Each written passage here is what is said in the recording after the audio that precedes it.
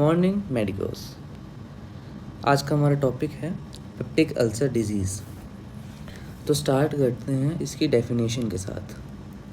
So PUD refers to the formation of ulcers in the stomach and duodenum due to the corrosive effects of acid and the proteolytic effects of pepsin। Okay, simple सी बात क्या है कि pepsin और acid अपने corrosive actions के साथ stomach और ड्यूडेनम में अल्सर्स का फॉर्मेशन करते हैं। अल्सर क्या होता है? ये just breach in the continuity of epithelium है। ठीक है, आते हैं इसकी एटियोपैथोजेनेसिस पे। एसिड तो हर इंडिविजुअल में प्रेजेंट होता है, बट ये सब में PUD का फॉर्मेशन नहीं करता। ठीक है, तो PUD का फॉर्मेशन तब होगा जब प्रोटेक्टिव और डैमेजिंग फैक्टर्स के बीच में कोई इम्बैलेंस क्रिएट होगा। तो प्रोटेक्टिव फैक्टर्स कौन से हैं? प्रोटेक्टिव फैक्टर्स में हमारे पास आता है बाइकार्बोनेट्स, म्यूकस और एपिथेलियल टर्नओवर। सो बाइकार्बोनेट्स और म्यूकस तो ईजिली अंडरस्टूड है कि प्रोटेक्टिव ही होते हैं ये। ओके, अब एपिथेलियल टर्नओवर में क्या प्रॉब्लम है? एपिथेलियल टर्नओवर का मतलब होता है नॉर्मली जो हमारी स्टमक और ड्यूडेनम की एपिथेलियल लाइनिंग है वो टाइम टू टाइम शेड करती है और रीजनरेट करती है, बट किसी वजह से अगर वो रीजनरेट नहीं कर पाती है तो वो एक बेयर एरिया का फॉर्मेशन करेगी। अब उस बेयर एरिया पे एसिड जा कर के अटैक करेगा और अल्सर का फॉर्मेशन करेगा। ओके, हमारे पास आते हैं कुछ डैमेजिंग फैक्टर्स। डैमेजिंग फैक्टर्स कौन से हैं? मोस्ट कॉमन हमारे पास आता है एच पाइलोराई। ओके, फिर आता है एनसेट्स, पेप्सिन, स्मोकिंग और एल्कोहल। ओके, PUD के पेशेंट की कुछ चीफ कंप्लेंट होती है जो कि है epigastric burning pain. Okay, close to the xiphisternum. Okay,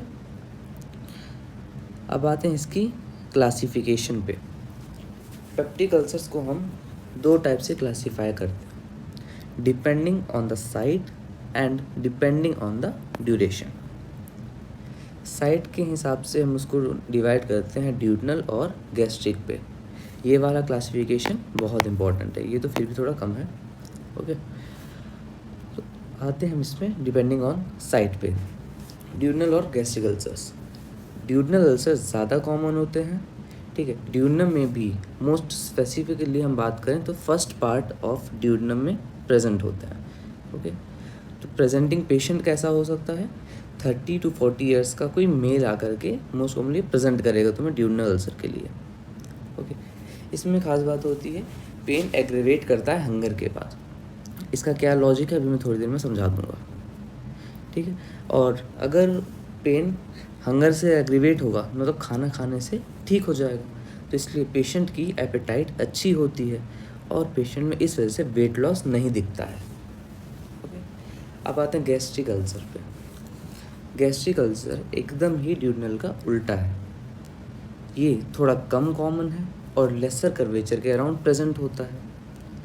ये इसका प्रेजेंटिंग पेशेंट कैसा है? 40 to 50 ईयर्स की फीमेल इसमें प्रेजेंटिंग मोस्ट कॉमनली होती है।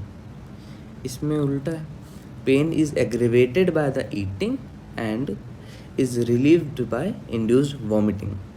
ठीक है, इस वजह से patient is afraid of eating and इसमें वेट लॉस भी देखने को मिलता है। ठीक है, समझते हैं कि ये हो क्यों रहा है, ये pain is aggravated by hunger वाली बात। पहले समझते हैं नॉर्मल फिजियोलॉजी कहती क्या है। नॉर्मली क्या है, जब भी हम खाना खाते हैं, ठीक है, खाना खाते हैं तो फूड हमारे स्टमक को एंटर करेगा।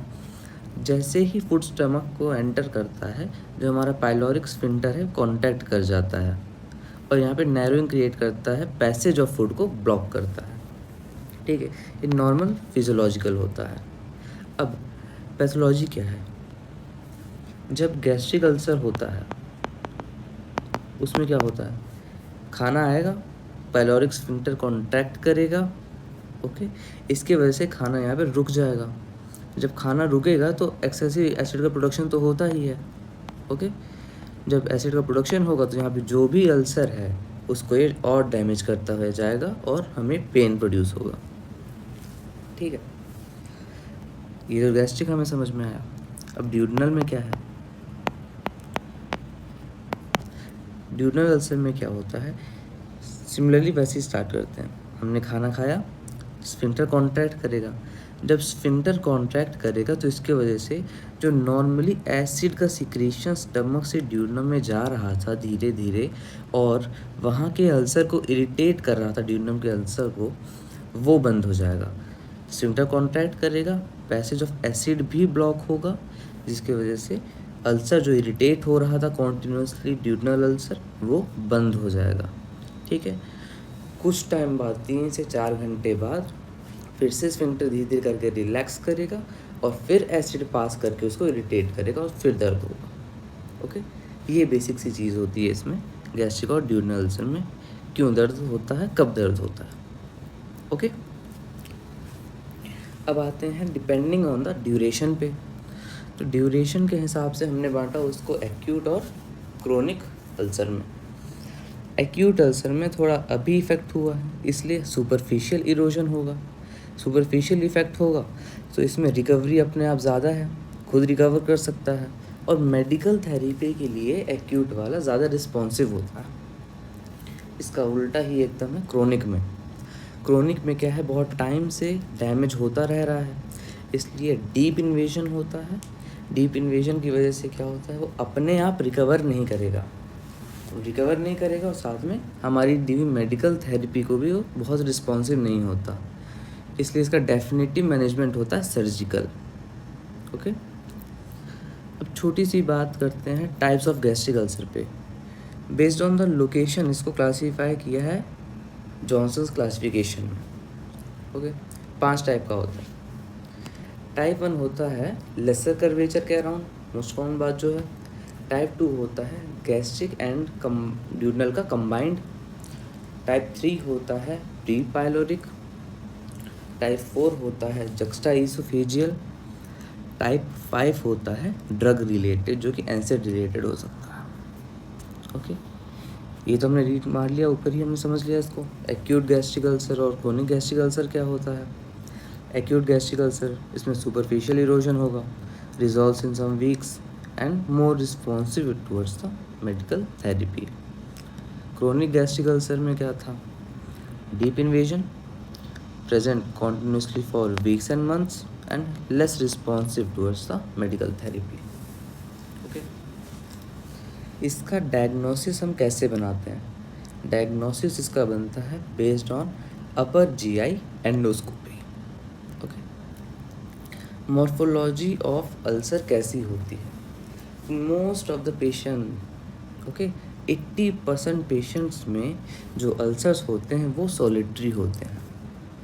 उनका शेप क्या होता है, they are round to oval and appear as solitary punched out defects. Okay, एक इम्पॉर्टेंट चीज़ इसमें आती है जिसको बोलते हैं फोवियोलर मेटाप्लेजिया।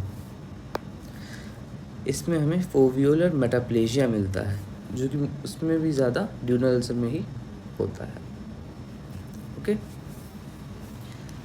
अब हम आते हैं अपना लास्ट पार्ट, जो कि है मैनेजमेंट ऑफ पेप्टिक अल्सर। कैसे मैनेज करेंगे?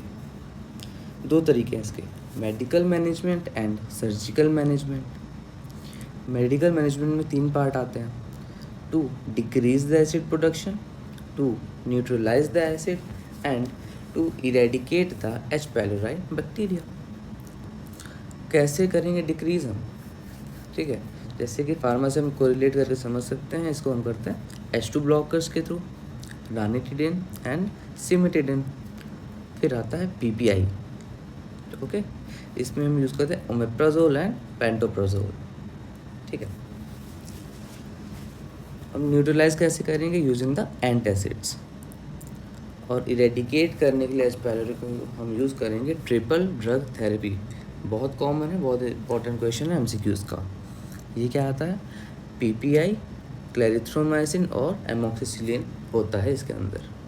ठीक है, अब अगर मेडिकल मैनेजमेंट फेल करती है या पेशेंट को कॉम्प्लिकेशंस हो जाती हैं पेप्टिक अल्सर डिजीज़ की, तो हम करते हैं सर्जिकल मैनेजमेंट।